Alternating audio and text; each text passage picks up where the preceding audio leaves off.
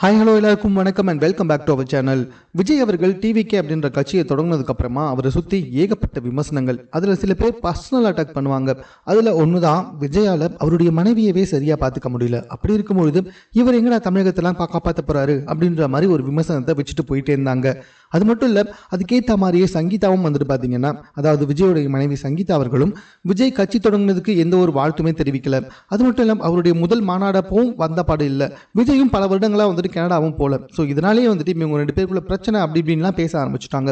இது எல்லாத்துக்குமே பதில் கொடுக்கும் வகையாக தான் சங்கீதா அவர்கள் 2 நாளைக்கு முன்னாடி கனடாவிலேருந்து சென்னை வந்து இறங்கியிருக்காங்க. இவங்க எதுக்காக திடீர்னு சென்னை வந்திருக்காங்க அப்படின்னு சொல்லி பார்த்தீங்கன்னா, எல்லாமே ஒரு மாஸ்டர் பிளான் தான். அதாவது விஜய் அவர்கள் தற்போது வந்துட்டு தமிழகம் முழுக்க சுற்றுப்பயணத்தை மேற்கொள்ள போகிறாரு.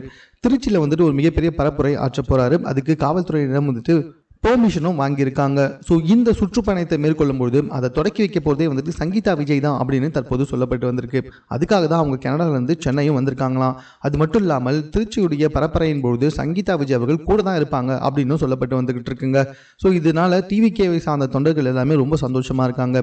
ஏன்னா இது சம்மந்தமாக விஜயை பற்றி நிறைய பேர் வந்துட்டு பர்சனலாக வந்துட்டு சமூக வலைத்தளத்தில் அட்டாக் பண்ணி வந்திருந்தாங்க.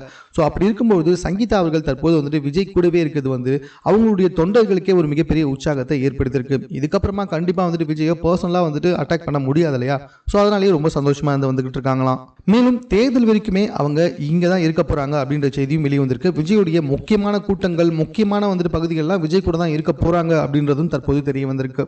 ஸோ இது சம்பந்தமா உங்களுடைய கருத்து என்ன அப்படின்றத கமெண்ட்ல தெரியப்படுத்துங்க. மேலும் இது போன்ற செய்திகளை உடனுக்குடன் தெரிந்து கொள்வதற்கு சென்னை சேனலை சப்ஸ்கிரைப் பண்ணுங்க.